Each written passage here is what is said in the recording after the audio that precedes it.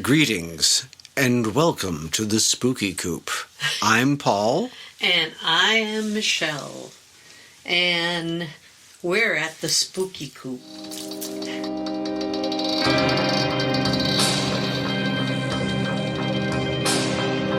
Welcome to the Spooky Coop.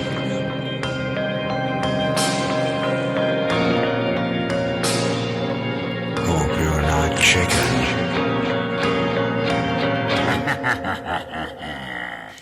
So, this is now our second episode. Maybe we'll put it in the third spot. Who knows? We might, yeah. Yeah, because it is the Spooky Coop. Weird things happen. The timeline changes. I mean, we're in a multiverse. We could hit another timeline and poof, who knows? Look at that. Yeah. Second becomes third becomes the first. I don't know. Maybe a ghost will come in or an alien will abduct our podcast. Yeah, we couldn't be that well, maybe we are that lucky. Who knows? Who knows? Anyway, I have 3 stories for you today. And the first one is about a girl and her grandma.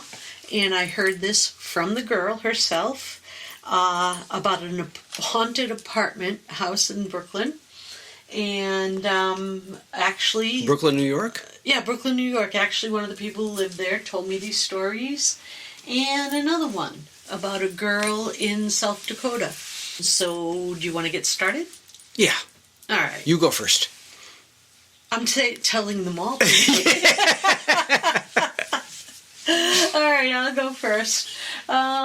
Okay, there's this girl actually, this was in Massachusetts, and this happened a little bit ago, a couple of decades ago. Obviously, the woman this happened to is alive still to tell it to me. So when she was a little girl, her grandfather died. And when her grandfather died, her grandmother moved into their house with her. And when the grandmother moved in, her mother decided that it was a good time for her to start working. I mean, the grandmother, not the little girl. I mean, the little girl was little and going to school, so she couldn't get a job. See, I cut you off on that one, so I knew you were going to ask. And so... I'm listening. I'm being good. So her mother went and got a job, leaving the grandmother to babysit her during the day. And her grandmother... I guess she was from an older generation. I mean, she was a grandmother, but the way they thought was different. So her grandmother was very strict. And also, her grandmother insisted on bringing her to school every day. And her grandmother embarrassed her terrible when she went to school. She would take her to school, and when she got there, now she was like a tweenie by then. She was like, 11, 12 years old. Just old enough to be really awkward. Yeah, in that awkward age. And when her grandmother brought her to school, she'd insist that she kiss her grandmother goodbye in front of all her friends. And then she would say embarrassing things. Aside from saying, be good and listen to your teacher, she'd say things like, don't kiss any boys, make sure you don't let the boys see your underwear, or look up your skirt, or things like that. Horribly embarrassed. Ew.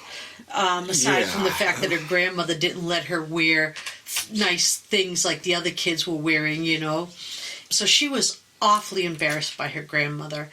And when she came home, her grandmother wouldn't let her go play outside with her friends. Her grandmother had a list of chores she had to do before she went outside, like her homework. She had to do dishes. She had to sometimes wash the floor. She had to start cooking dinner. Her grandmother basically sat around and just used her like Cinderella. I was just going to say, this is like the bad side of the Cinderella story. Yeah, but the grandmother was like, this is what you do. And her grandmother actually said to her at one time, she would talk about going to high school. She would talk about maybe going to college. Her grandmother would say things like, that's ridiculous. Don't even think about that. You don't need an education to wash diapers. I mean, this woman was really like old school, old-fashioned. 1930s, 1940s. Yeah, she was just like that. And so this little girl was very upset, and she started acting out. She started talking back. She started not coming home from school. She started giving her a really hard time. Mm-hmm. Yeah, and her mother talked to her and said, you can't do this. She's your grandmother. You got to respect her. but it wasn't really helping much. And her grandmother used to come at her, and she used to, use the broom and stuff to kind of discipline her and that. Talking about child services, like in the last one, her grandmother was really mean to her. And then she told her mother, and her mother told the grandmother, you can't hit her like that. You can, tell me, and me and her father will take care of her. But one day, the grandmother stared at her, and she said to her, if you don't stop, I'm going to give you the evil eye. The evil eye. The evil eye. Yeah, this was an old thing from their heritage. And I think a lot of people know what the evil eye is. Like, I'm going to give you the evil eye. So it's not, you're not presenting an eyeball, you're getting a really horrible stare. Yeah, you don't take an eyeball out. Here's the evil eye, lashes and all. Well, I'll tell you, I'm giving you 50 lashes with the evil eye in the middle. If this were Pixar Studios, it would be all up in the air. No, but it's like I think it's a Greek thing. I'm not sure. You correct me, guys, if I'm wrong, but it's like you stare at people and you give them the evil eye, and then they're sort of cursed for whatever. And her grandmother threatened her with that. Yeah. And then she asked her mother about it, and her mother said, oh yeah, you can get the evil eye, and you will be cursed forever. If your grandmother gives you the evil eye, you're in trouble. I've seen your grandmother give people the evil eye, and terrible things happen to them. Your grandmother's very good at putting curses on people. Yeah, yet another example of incredible parenting skills. Yeah, well, I don't know. Maybe her mother said that so she'd behave, or maybe it's true. I have no idea. But this girl believed it. She believed her grandmother could put the evil eye hex on her, and she'd be in real trouble. So she behave. She started to behave, at least when her grandmother was around. Mm-hmm. She was that bad, was she? She was terrified. I mean, this woman was a piece of work. Yeah. And she was she used to chase her around and hit her with a broom. Oh, she's a witch. She's a witch. Anyway, she was so afraid, she started to behave. Well, anyway, down the line, when this girl was 13, 14 years old, her grandmother had... Before that, her grandmother had come down with cancer, and her grandmother was in the hospital going through the chemo treatments and everything. And finally, her grandmother was terminal, and the doctor said she only had probably a few days to live. They stopped all treatment, and...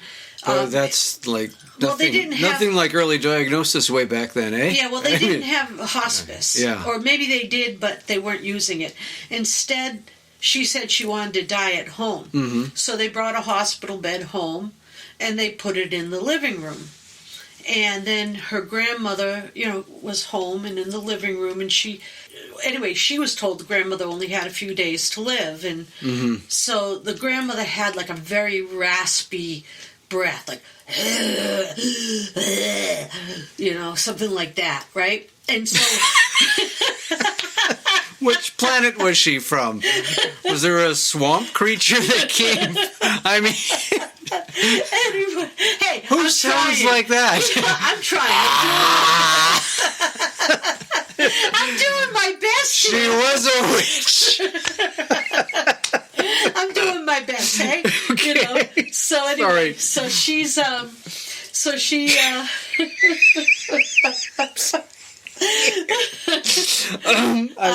okay. I'm sorry. Okay, Go ahead. So every night the little girl went to bed, and she was absolutely terrified hearing this breathing all night. Hearing it, and so when she heard this breathing, she would have nightmares, and she'd have nightmares that some terrible creature was chasing her, and that something was chasing her. Finally, when she'd fall asleep, eventually, she'd wake up in the morning and she'd still hear the "Don't start."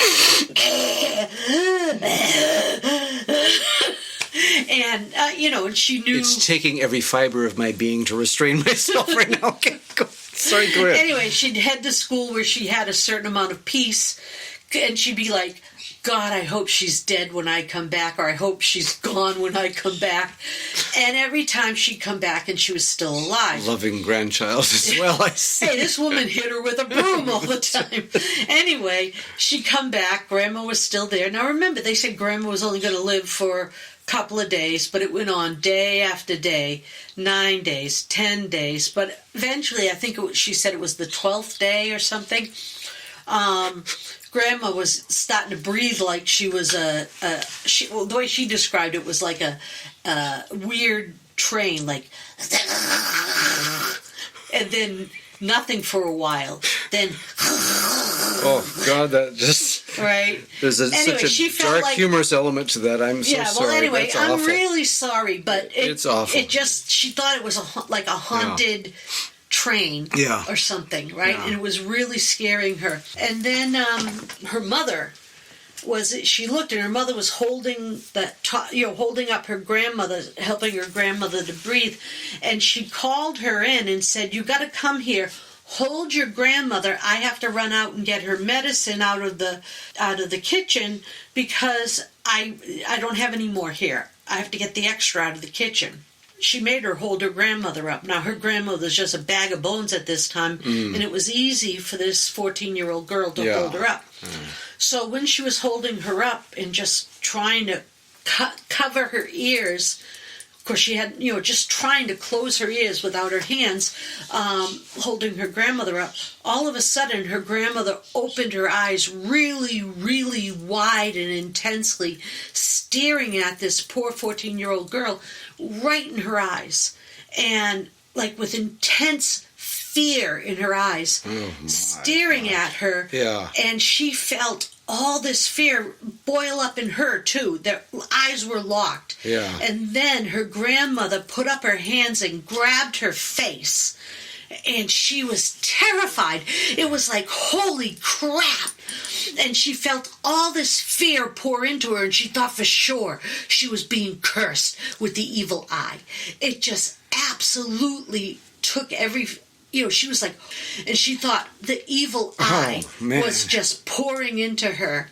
And she screamed, and her mother ran back into the room, and she was screaming and screaming and screaming. And her mother pulled the hands off of her face, and as soon as her mother pulled the hands off her face, she ran like a fireball up to her bedroom and slammed the door and got under her covers and started to cry and cry and cry and pray. She kept praying and praying. What a trauma to go through. And praying that she didn't have the evil eye, and she hoped everything would go away. And all she could hear was that raspy, like evil train sound that was going through her head, and she was so terrified. She could just see those evil eyes. And all of a sudden, the sound seemed to stop, and everything went dead still. And she realized this, and then she took just a peek out of one corner of her blanket, and she saw a faint light in her room, and she didn't know what it was.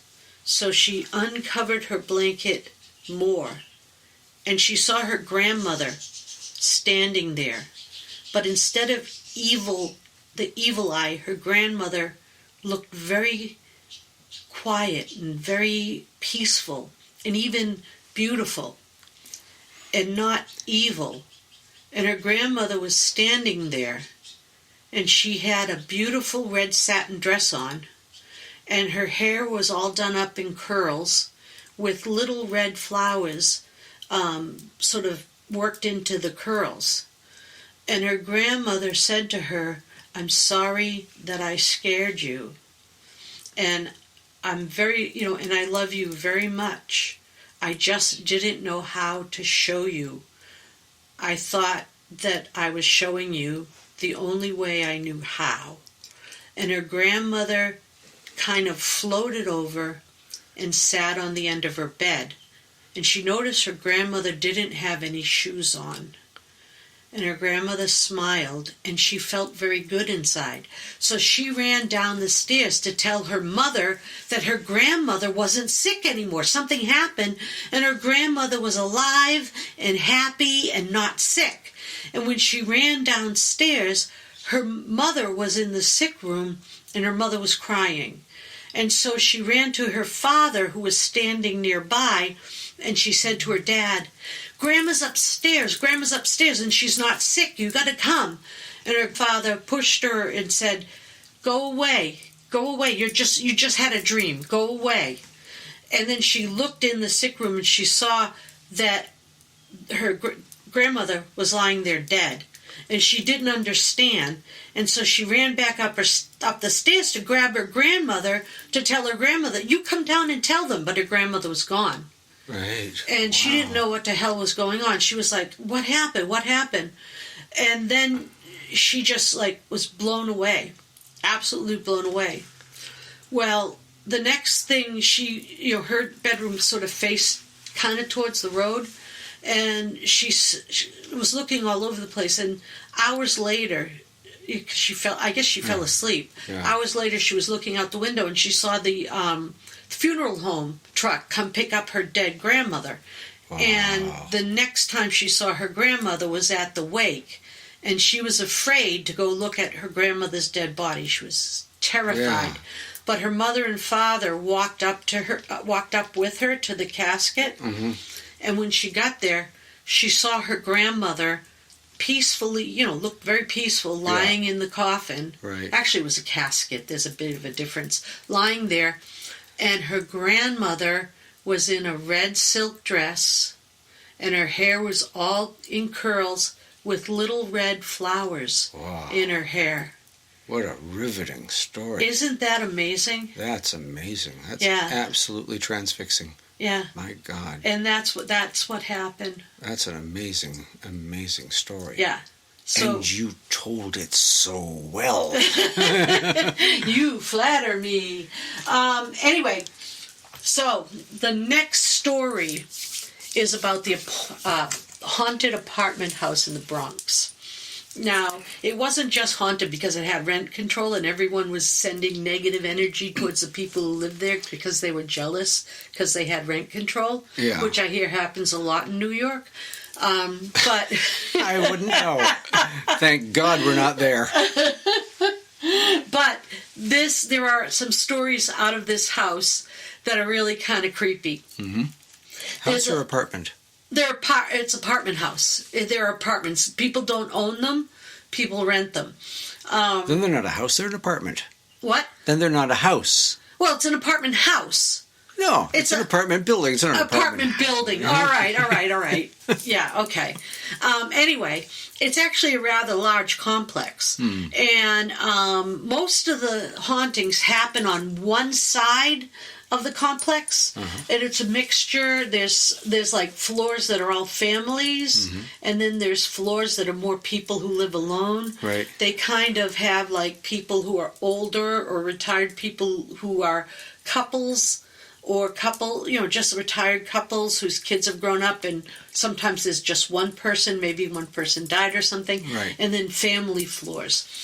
On one of the floors that's just a retired person who lost her husband to COPD or CPOD or LMXOYD. He couldn't breathe anymore. Yeah, he couldn't breathe. He was a heavy smoker. God rest his soul. Well, I don't think God rested his soul. Oh, no. No, because in her home at night, she hears wheezing and coughing just like he did when he was alive.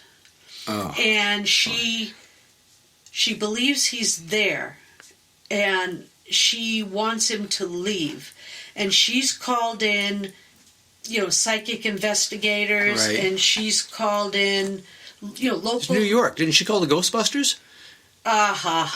Sorry. Anyway, she called in some local people that do this stuff, and supposedly the house was clean for periods of time, but after months he always comes back. He's never completely left.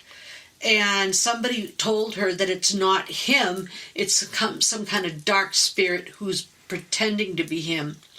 But she won't leave her apartment because it's under... So this dark spirit, was it like a demon or a dark thing? I don't know. I didn't have tea with him. Oh, so thank goodness for that. Anyway, she doesn't know who it is. It only comes at night. And people have suggested that she moves, but she's under, she's got this apartment really cheap and she really loves it. So she won't leave. Instead, she's gone out and she's gotten soundproof ear headphones or something, and she sleeps with white noise through them now. Right. So she got her own fix to this, which is kind of ingenious. Right. So that's one person in that apartment. So she blocked out psychic noise with noise-canceling headphones. Yeah, that is an interesting point. So maybe it was more in her head than her ears. I have no idea. Maybe more in her ears than... Anyway. It worked for her. No matter what. Okay. It did work for her. The next one from that apartment building that I have to tell you about is this woman. We'll call her Jan. Her name is Jan. Anyway. But not Karen. No, but her name is Jan, so we'll call her Jan. Okay. I mean, there's a lot of Jans in Brooklyn, I assume. And billions of people. Well, anyway, when she moved into her apartment, she noticed that the mirror in the bathroom on the medicine cabinet was cracked. So she asked the superintendent of the building if they'd come up and change it. And they did. And sometime, somewhere a few months later, she noticed it was cracked again. And they came up and changed it again. And then one day she was home and she heard a thump and then crack. The mirror was broken again. Her first thought was somebody on the other side must have hit the wall and cracked it. But it was cracked in the same way again. So she called... It wasn't like a big bug or anything, just... Yeah, right. Mosquito the size of Mount Etna flying into it. No. No, okay. No, not really. Okay. So she called the superintendent again, and he came up and had the mirror, maintenance came up and changed the mirror again. And then couple of 3 months later, it happened again. And, big thump, and then the mirror broke. And when she called, he said, "Look, lady, we're not going to come up and change that mirror again." So she went out and she got a new medicine thing and put it in. 3 months later, thump, and the mirror was broken in the same way. And she was like, "Holy crap, what the heck is going on?" Right. And then she started thinking, and she wrote on the calendar, "Mirror was broke," because she seemed to think it was a pattern. So she wrote down, "Mirror broke."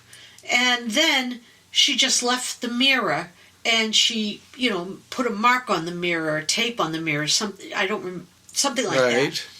And then... Did she mark the date or something that had happened? Yeah, she wrote it on... She marked her calendar. Okay, got it. And then she heard that thump, and then the mirror got hit again.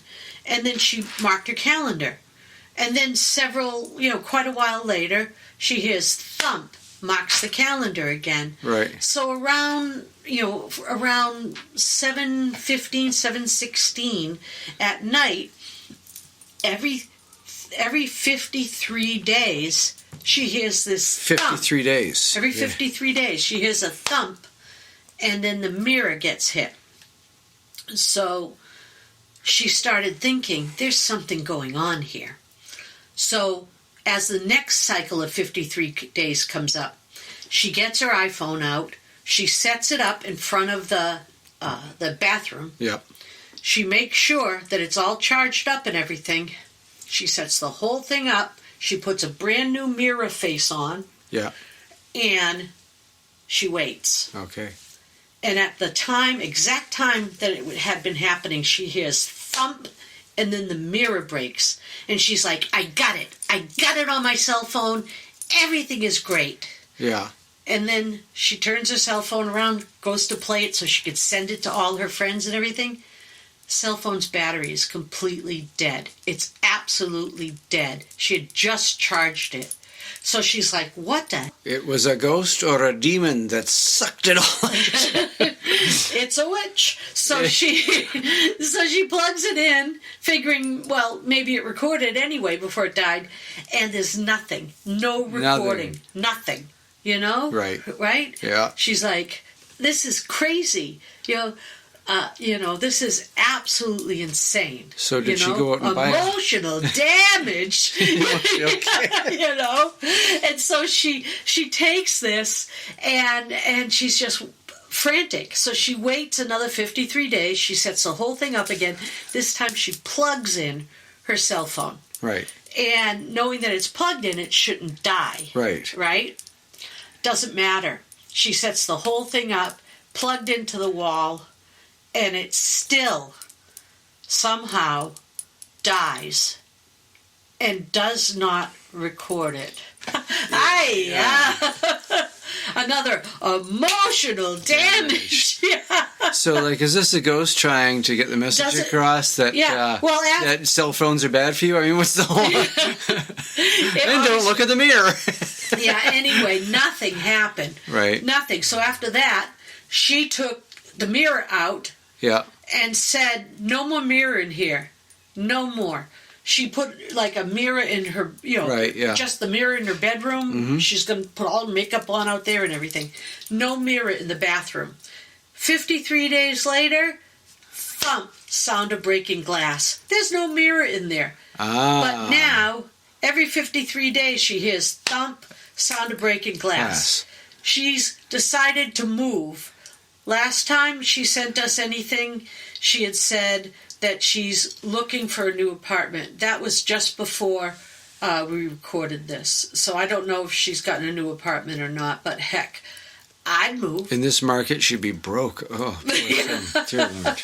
But anyway, hey, I would move. Yeah. Yeah, I would move. Well, really, 53 days is a long time, but the persistence, I guess. Yeah, the persistence, And not being able to solve it. And then when you invest yourself into it and... Yeah, it just kind of freaked her out, Yeah. If anything, she should be careful. It could kill her phone. She has to replace the phone every 53 days or something. I don't know. I think what I would do is I'd probably sell tickets. If you build it, they'll come. Yeah. Yes, absolutely. Yeah. That would be really cool. Every 53 days, you get as many people in there as you can, $10 a ticket. You could do pretty good. At least, have enough to go out and get coffee and a pizza or something. Order in. Get DoorDash. Yeah, get DoorDash. There you go. Is that it? Is that that's it. There's one more. There's one more? There is one more. And this one's really kind of weird, all right? Okay. It's actually in the same building, 2 floors down, and a few apartments to the right, okay? And it was on the N unit, of all things. In this apartment, this couple was expecting their first baby. And they just had an ultrasound, found out it was a girl. So they decided that they're going to paint their second bedroom. They had a 2-bedroom unit. And they were going to paint the back bedroom pink, right? So while they they decided to paint the back bedroom pink. I guess, girl pink. Yeah. Boy blue. Well, I would have done periwinkle, just like in... Anyhow... Just to stay modern. No, because, you could have a pink lady or a blue lady or white... You never hear the periwinkle lady. No, you don't. So, or chartreuse. Or chartreuse, yeah. So, or plaid. The plaid lady from the Scottish cemetery. The wail of bagpipes in the background. Yeah, the wail of bagpipes and the Scottish lady comes out. Anyway.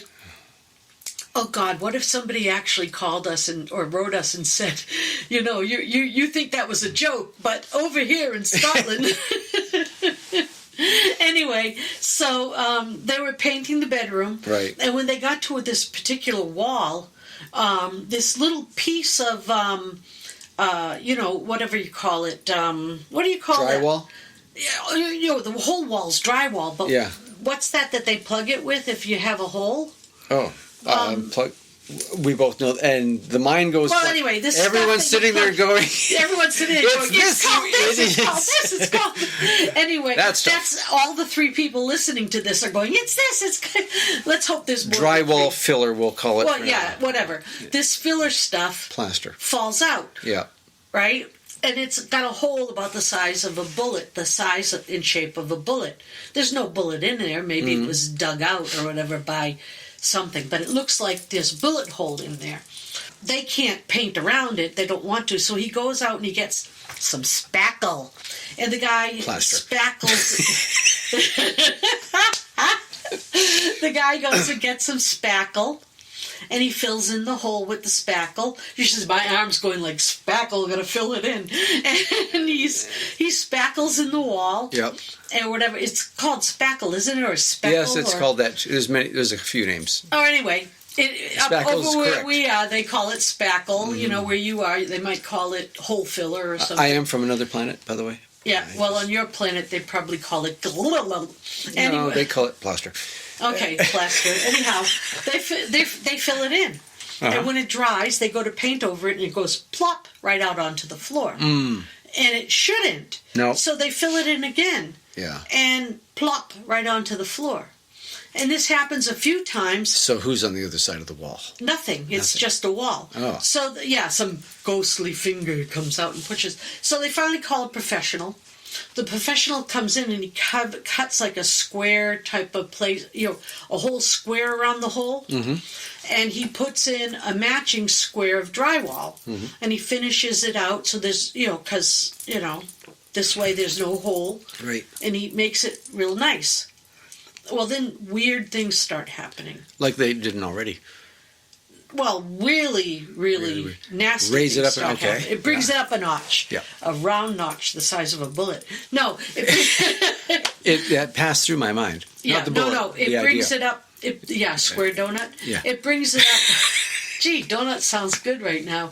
It brings it up a notch. What happens is all of a sudden... They finish painting. Yeah. And then all of a sudden they start hearing voices in that back room. Voices that at first start like a mumbling. Mumble. How I normally sound when I talk to people.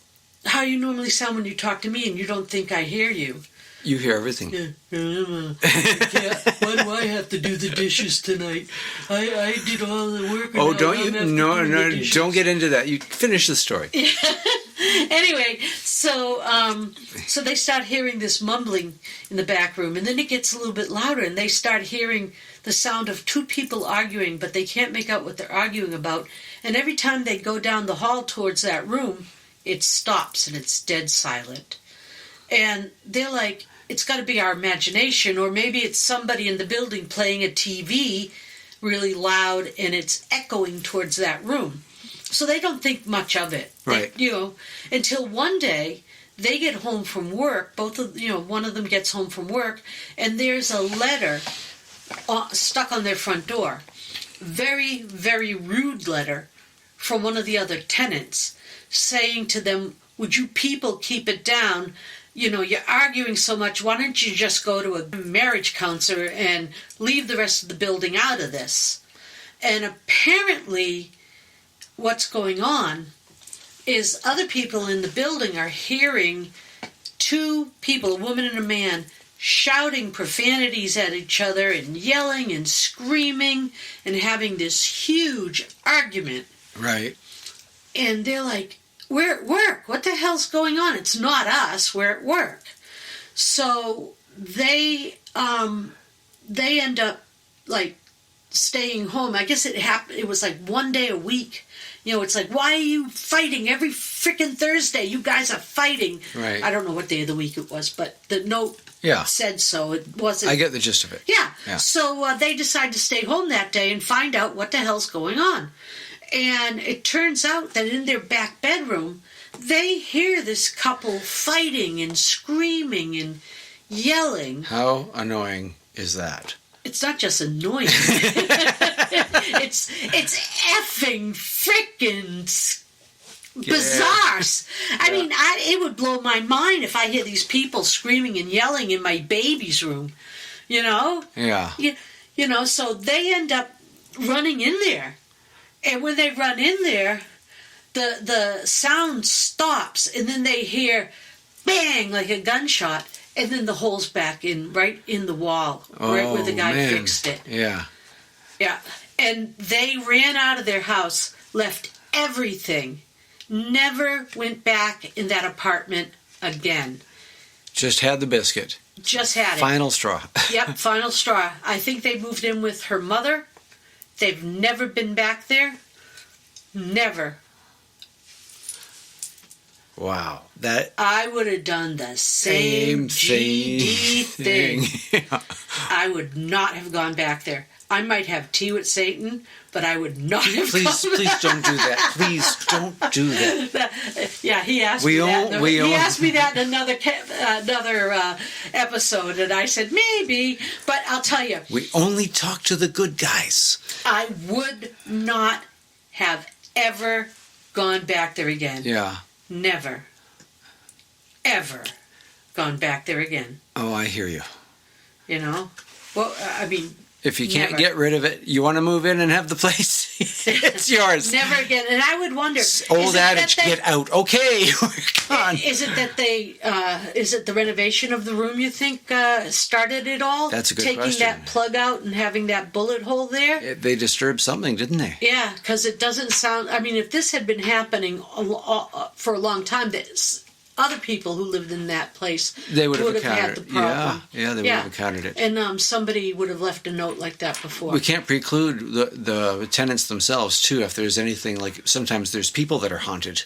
Yeah, that's true. They could have brought something with them. When they went back to her mother's house, it doesn't sound like they had anything following them. No, so it seemed... that points to it being there. When they took that plug out, they unplugged the whole ghost thing, the whole thing. So I know it can be hard to find a place to live in New York, but you probably don't want to move into this place in Brooklyn. I don't know. I heard that Brooklyn's not really a place you want to hang out in anyway, but I've never been to New York, so I can't really talk about that. And with mean, ghostly guests, I mean, your quality of life's just going to go right downhill from there. Unless they pay half the rent. Unless then there's maybe noise-canceling headphones. Yeah, I don't know.